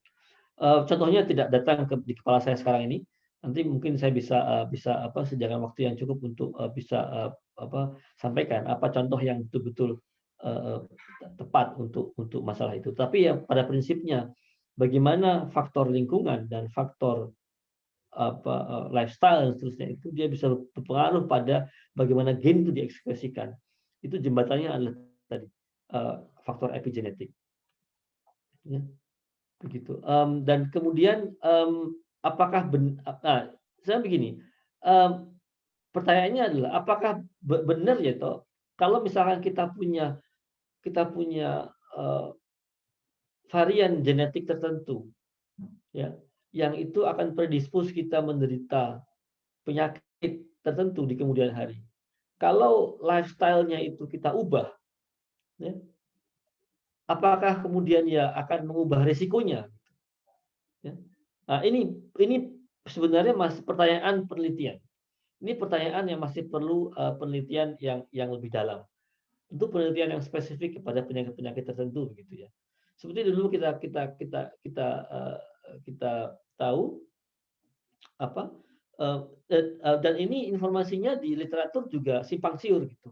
Ada sebagian yang mengatakan ya akan berubah, tapi ada sebagian lagi yang mengatakan tidak akan mengubah. Kalau genetiknya sudah begitu ya akan ada risikonya, tetap akan ada risikonya. Tapi selagi itu masih risiko, dia bukan cause, ya, dia bukan penyebab, maka dia akan tetap menjadi risiko. Maksudnya risiko itu ada kemungkinan dia menderita, ada juga dia tidak menderita begitu. Nah, sekarang apa yang bisa memodifikasi risiko itu? Nah, ini masih perlu penelitian-penelitian yang lebih yang lebih jauh. Kita tahu yang ada kasus selebritis Angelina Jolie yang dia tahu bahwa dia membawa varian yang mengekspos dia dengan penyakit kanker payudara. Sebenarnya dia tahu di keluarganya itu juga pembawa menderita kanker payudara, ibunya meninggal karena kanker payudara, kemudian tantenya juga menderita karena kanker payudara. Dia langsung berpikir, wah ini pasti saya akan menderita, ini kemungkinan besar sekali ini betul-betul. Satu, saya sudah tahu bahwa orang tua saya menderita. Nah itu, yang kedua sekarang saya tahu bahwa saya juga membawa gennya itu, membawa variannya itu. Nah, apa yang dilakukan dia kemudian melakukan keputusan. Dia memutuskan untuk dilakukan mastektomi, double mastektomi. Ya. Tapi itu betul-betul keputusannya dia. Jadi dokter betul-betul saya lihat dokter itu pasif di situ. Jadi keputusannya dokter hanya sebagai penyampai informasi. Ya, keputusannya tangan pasien betul-betul apakah dia akan melakukan mastektomi atau tidak. Saya kok belum melihat setelah itu ya ada kasus-kasus lain yang di blow up begitu bahwa pasien-pasien yang sama kasusnya dengan Angelina Jolie dia juga meminta untuk double mastektomi. Begitu. Ya sekali lagi ini masih dalam tahap yang sangat immature. Masih dalam tahap yang sangat belum matang dan masih memerlukan berbagai macam penelitian-penelitian lanjutan untuk bisa betul-betul menggabungkan apakah betul lifestyle dan environmental factor itu dia bisa mengubah faktor risiko yang semula kita dapatkan ketika kita memiliki varian genetik itu. Begitu. Itu satu. Itu yang pertama. Dan di sisi lain juga ada kemauan kita untuk berubah. Yaitu kalau kita misalkan saja kita punya varian yang predispose kita untuk menderita penyakit jantung dalam 10-15 tahun lagi. Dan pada saat ini kita adalah seorang perokok. Yang merokok itu sendiri adalah meningkatkan risiko penyakit jantung di kemudian hari. Penelitiannya menunjukkan juga sebagian besar respondennya yang setelah diamati mereka tidak mengubah gaya hidupnya, tetap aja merokok. Gitu. Sebagian kecil berhenti merokok karena informasi genetik itu, oh saya ternyata punya varian genetik yang predispose saya untuk penyakit jantung. Sekarang saya merokok, saya perlu menghentikan kebiasaan merokok saya. Itu sedikit sebagian kecil aja yang dia berhenti merokok. Sebagian besar tetap aja merokok gitu. Yeah. Jadi ini masih dalam tahap yang menurut saya immature. Baik, terima kasih Prof. Ini juga menyambung dengan pertanyaannya Dr. Akbar yang kedua ini terkait dengan masalah butuh penelitian-penelitian lebih lanjut yang untuk mengeksplor evaluasi atau menginvestigasi efek dari perubahan lifestyle atau environment terkait dengan risiko akibat dari adanya polimorfisme atau mutasi genetik itu. Ini juga menambung, ini Prof. dari Mas Dr. Akbar ini juga mengatakan mengenai permasalahan akibat adanya DTC, Direct to Consumer Testing, seperti yang menjadi jualan salah satu lab klinik di Indonesia. Bagaimana clinical validity-nya kalau ke populasi Indonesia? Seperti kita ketahui bahwa untuk menghitung resiko kena penyakit tertentu berdasarkan profil genetik, maka butuh sumari statistik dari GWAS. Bagus ini Dr. Akbar pertanyaannya. Sangat komprehensif nih Dok ini. Jadi dengan mengetahui summary statistik dari hasil analisis GWAS untuk penyakit yang kita ingin prediksi, nah apakah GWAS itu sudah pernah dikerjakan untuk populasi Indonesia yang beragam agar sesuai dengan penyakit yang diprediksi? Jika menggunakan summary statistik dari populasi di luar Indonesia, apakah bisa dibenarkan jika profil genetik kita itu tentunya berbeda? Ya ini juga kemarin ada pengalaman saya sendiri tentang profil nutrigenomik saya yang dipakai itu ternyata memang beda. Artinya ya, kalau pengalaman Prof sendiri bagaimana nih Prof? Betul saya Prof Bahar ini, Prof Muhammad Akbar Bahar. Memang clinical validity-nya juga jadi meragukan ya, Bang. Tapi ini kita bisa lihat lagi ya, bisa kita bagi tadi lagi. Tadi saya mau kembali tadi yang saya sampaikan tadi awal tadi, ada varian-varian itu kita bisa kelompokkan ya, yang dia varian itu fungsional, kemudian varian yang dia itu non significant unknown significance. Nah, yang kita bicarakan sekarang adalah varian-varian yang fungsional tadi. Nah, dari varian-varian yang fungsional ini dia ada yang namanya dia kausal, yang betul-betul kalau dia varian itu ada maka dia manifest sebagai penyakit dan seterusnya. Itu sama di semua populasi. Dia regardless of ethnicity. Mau dia Afrika, mau dia Asia, Amerika dan seterusnya. Kalau gen beta globinnya rusak ya mutasi ya keluarnya thalassemia begitu. Itu sama di semua populasi, tidak ada masalah. Kemudian yang berikutnya turun yang dia patogenik ya. Yang dia patogenik. Nah, ini mungkin kita perlu lihat satu persatu nih. Ya, kita lihat satu persatu nih, betul tadi. Kita lihat satu persatu, apakah dia secara biologis itu memang punya pengaruh yang signifikan? Seberapa signifikan ya pengaruhnya pada kerja biologi manusia begitu. Ya. Kalau dia memang sangat signifikan, kita mungkin bisa berpikir bahwa ini sama aja pada semua populasi, tidak berdasarkan ethnicity. Kurang lebih sama dengan apa yang tadi yang pertama tadi, yang sifatnya kausal tadi. Ya. Memang kita perlu lihat satu persatu. Apakah secara fungsional memang varian ini punya pengaruh biologis yang signifikan pada kerja biologis tertentu itu. Gitu. Ya. Seperti kalau globin itu untuk pembentukan hemoglobin, nggak ada protein lain yang bisa menggantikan itu. Itu mau etnisitasnya apapun ya sama aja seperti itu. Nah, apakah juga seperti itu untuk varian-varian yang lain? Nah, ini terutama untuk varian-varian yang dikategorikan sebagai varian-varian yang patogenik. Ya. Nah, untuk yang seterusnya kemudian varian-varian yang sifatnya functional only. Nah, ini saya lihat yang dia penetrasinya kecil sebenarnya. Penetrasinya kecil, yang dia mungkin odds ratio-nya itu sekitar 1,25, yang dia tidak signifikan, yang dia tidak actionable. Ya, yang sulit dikatakan itu. Ya, oke lah, ada peningkatan ada peningkatan risiko, tapi peningkatan risikonya kecil gitu. Susah untuk dilakukan, susah untuk dikatakan, susah untuk diambil kesimpulan, untuk dibuat pernyataan yang konklusif sifatnya mengenai bagaimana pengaruh dari varian itu terhadap kejadian diabetes misalnya. Itu sulit. Nah, itu tadi. Jadi memang betul tidak semua varian yang sekarang dikerjakan oleh DTC company itu memang dia punya pengaruh betul, ya, punya pengaruh betul pada kejadian penyakit. Nah, ini perlu diwaspadai. Makanya tadi perlu juga peran dari genetik genetik atau genomic counselor. Itu mereka yang tahu. Kalau odds ratio sekian itu pengaruhnya apa dan seterusnya. Dan juga pengaruh daripada ethnicity tadi.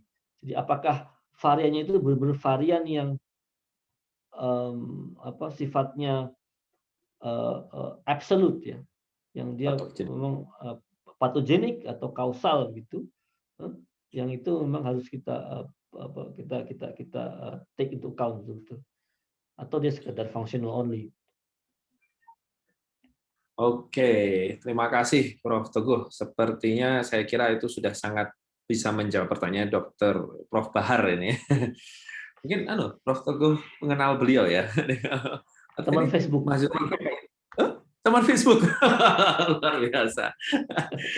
Baik Prof. Teguh, Saya pikir karena keterbatasan waktu, ini juga kita tidak bisa menjawab semua pertanyaan yang ada. Saya kira nanti kalau misalnya ada pertanyaan bisa dialamatkan kepada Sekretariat IKK. Nanti saya akan langsung teruskan kepada Prof. Teguh pertanyaan lanjutan. Termasuk juga mungkin kalau ada yang ingin konsultasi ke beliau tentang pemeriksaan genetik, monggo teman-teman sekalian bisa hubungin langsung. Beliau juga aktif di media sosial, di Facebook juga aktif. Secara umum, jadi mungkin bisa kita ambil kesimpulan ya Bapak Ibu sekalian, bahwa sampai saat ini ilmu molekuler genetik itu masih terus berkembang. Jadi yang itu masih terus harus dievaluasi lagi bagaimana clinical impact-nya, clinical validity-nya, dan personal utility-nya yang sangat bervariasi per individual pasien yang rekan-rekan sekalian nanti akan tangani waktu rekan-rekan sekalian akan menjalani praktek klinis. Tapi perlu diingat bahwa walaupun betul seperti kata disampaikan Prof. Teguh, butuh genetic counselor untuk bisa mentransformasikan informasi dari setiap informasi genetik yang ada, tetapi kita sebagai dokter tetap membutuhkan setidaknya ada literasi genetik, ya, literasi informasi genetik yang setidaknya teman-teman bisa memahami sedikit varian-varian mungkin yang tadi sifatnya cukup patogenik, ya. Kalau varian yang banyak sekali mungkin itu nanti biarkanlah teman-teman genetic counselor yang bekerja. Saat ini di Indonesia baru di Undip kalau tidak salah Prof yang punya itu. S2 genetic counselor, ya. Kita berharap moga-moga Dr. Gunadi dan kawan-kawan itu mungkin bisa membuka juga S2 genetic counselor nanti di UGM yang bisa membantu teman-teman sekalian. Saya mau tanya dikit, apakah di Indonesia ada posisi untuk genetic counselor ya untuk layanan kesehatan itu? Untuk saat ini sepertinya di dalam KKN ini mungkin masih belum ya Prof ya. Belum ada. Tapi harusnya di dalam apa ya sistem keprofesian itu harusnya sudah mulai ada. Ya. Tapi masih belum. Yang dua yang sekarang menjadi rare adalah genetic counselor sama genetic bioinformatician. Ya. Bioinformatics itu masih menjadi sekarang profesi yang menjanjikan nantinya karena jumlah orangnya masih sedikit, Pak. Mungkin begitu. Mungkin demikian teman-teman sekalian. Terima kasih untuk kehadiran rekan-rekan sekalian dalam kuliah kamu per semester dari IKK. Terima kasih Prof. Teguh untuk perkenaan waktu dan kesediaannya untuk membagi ilmu kepada kami semua dan termasuk rekan-rekan yang saat ini hadir di forum ini. Mungkin sedikit ada closing statement Prof sebelum kami tutup lagi. Sekali lagi terima kasih. Sekali lagi terima kasih atas undangannya Dr. Dian dan kawan-kawan dari para mahasiswa IKK.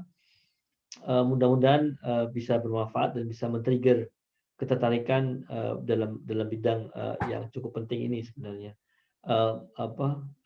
Sekali lagi, sebenarnya pesan saya cuma satu ya di situ, bahwa apapun yang kita lakukan, apapun yang teknologi apapun yang kita gunakan, apapun yang kita pursue dalam apapun yang kita kerjakan dalam praktek klinik kita itu, yang penting hanya satu sebenarnya, apakah itu menguntungkan bagi pasien kita, apakah itu bermanfaat bagi pasien kita, apa itu efeknya bagi pasien kita. Nah, itu yang center daripada perhatian seorang dokter itu ada pada pasiennya. Itu demikian. Ya. Terima kasih. Mantap sekali pesannya. Terima kasih banyak Prof. Teguh. Dan terima kasih banyak rekan-rekan sekalian dan tim sekretariat IKK yang masih mengawal dengan baik agar kuliah ini bisa berjalan dengan baik.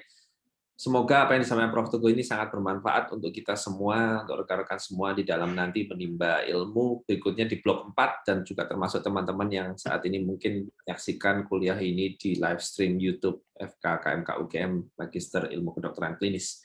Jangan bosan-bosan ya Prof, kalau kami undang lagi. Terima kasih banyak sekali lagi. Terima kasih undangannya. Jangan bosan-bosan undang saya. Dan jangan bosan-bosan kolaborasi Prof. Kita tunggu kolaborasi di riset.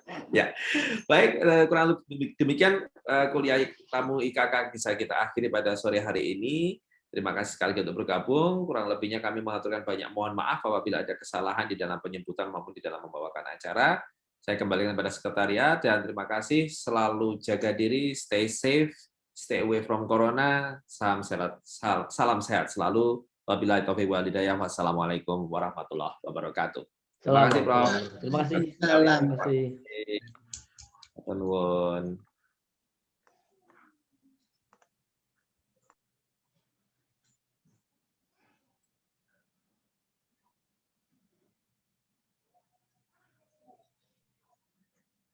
Terima kasih, Prof. Terima kasih. Terima kasih, Prof. Turun, Prof.